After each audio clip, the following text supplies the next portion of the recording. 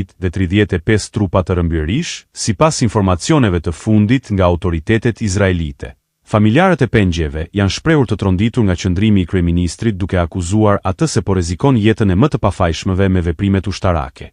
Kur kryeministri thotë se djali im nuk është prioritet, unë nuk kam asnjë arsye të mbështes këtë qeveri. Djali im mbahet i lidhur me zinxhir prej një viti e gjysmë. Qëllimi im tani është të rrëzoj Netanyahun që të shpëtoj djalin tim.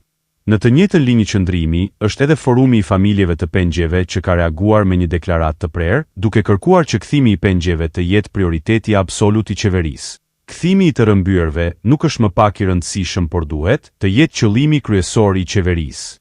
Presioni publik mbi qeverinë izraelite po rritet veçanërisht nga segmente që e konsiderojnë qasjen aktuale si të pashpirt dhe politike.